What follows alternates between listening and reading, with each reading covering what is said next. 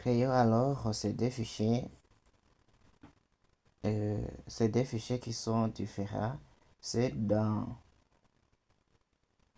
ce sont des pages d'accueil, celui d'un administrateur et celui d'un étudiant. Donc on y va dans notre projet.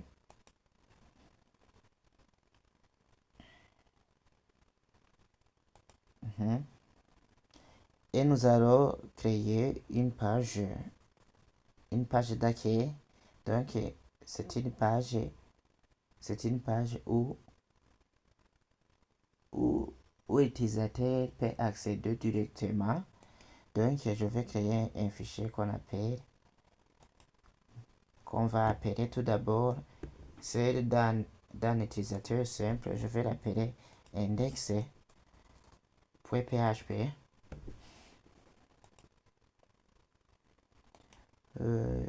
La page d'accueil d'un administrateur, pourquoi ne pas l'appeler homepage?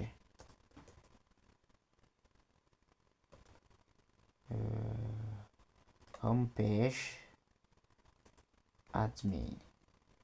Homepage admin.php.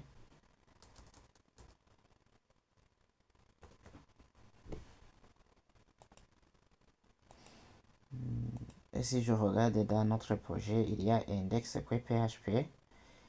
Alors, on est dans login action. Souvenez-vous, login action, c'est comme le fichier, je l'ai inscrit dans login.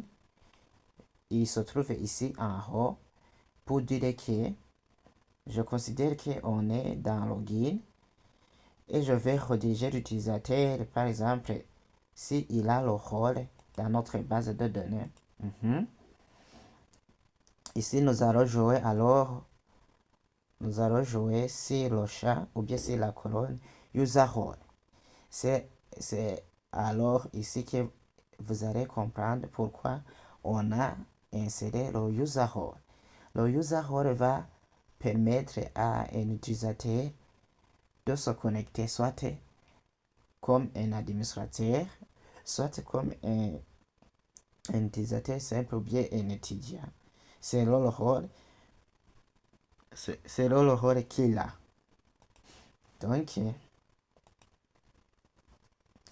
ici, je vais utiliser une condition if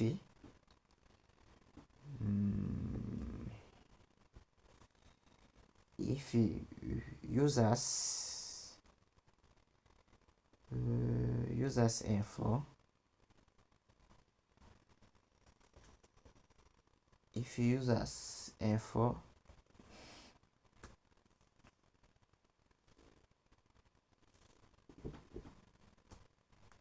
users info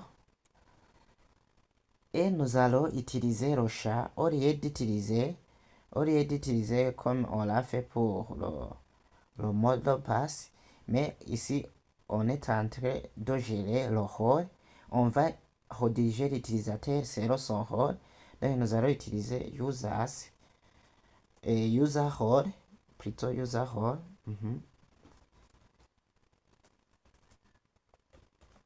User role. If user role égale, donc mettez des égales, puisqu'on est dans la condition, on n'utilise pas un seul égal, mais on utilise deux égales dans une condition. Et si l'utilisateur a le rôle user, je vais alors le rediriger. Je vais le rediriger où? Je vais le rediriger dans index. On s'est convenu qu'on va le rediriger dans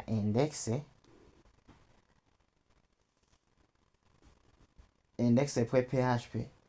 Alors, pour diriger un utilisateur à index.php, on utilise la fonction header location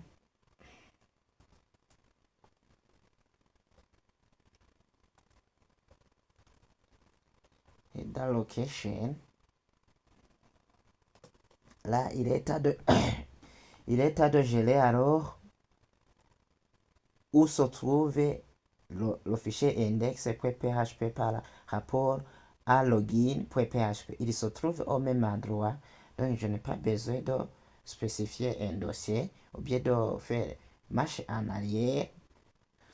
Donc je mets directement index.php. Qu'est-ce que je fais? Je termine toujours par un point virgule.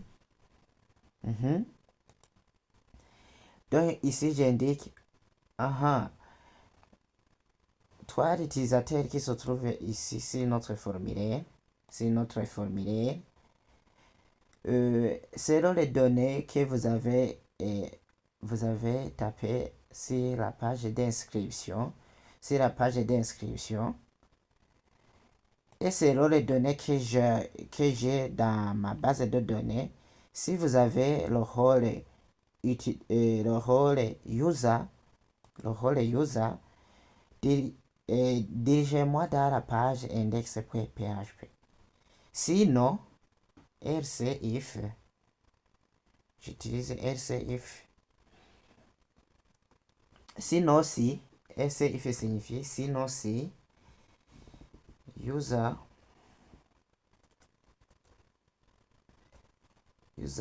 info, c'est users, pour ne pas se tromper, c'est users. Sinon ça ne va pas marcher. Si on a utilisé users, on a utilisé users ici, oui, on a utilisé users. Là aussi, je dois utiliser users. Il y a une erreur. Oui ou non? Je ne sais pas. Je continue. Je dois remarquer s'il y a une erreur. Si je clique ici, ça va me générer les mêmes fonctions qui utilisent users info.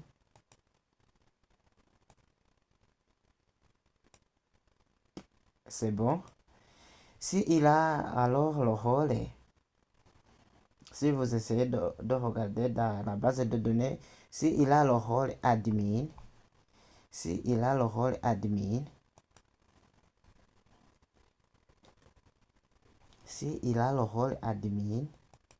non, c'est user role. Qu'est-ce que je fais?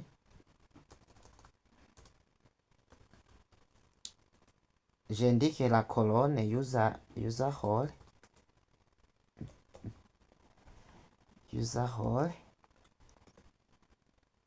des égales. S'il a alors le rôle admin, où je vais le diriger, je vais le diriger dans homepage admin.php. Donc je vais faire copier celui-ci pour aller vite.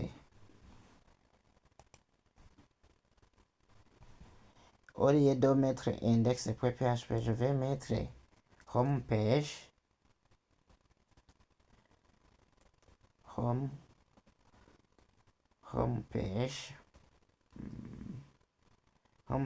admin.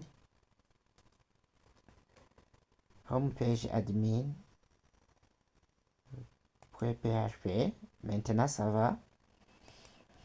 Et si on avait aussi beaucoup d'utilisateurs qui ont des rôles différents, on aura spécifié toujours else if jusqu'à arriver à la condition à une condition qui est dernière. Et si vous voulez utiliser alors la condition dernière, vous pouvez utiliser la condition dernière ou pas. Pour le moment, je vais vous montrer si vous utilisez la condition dernière. Au lieu d'utiliser else if, on va utiliser else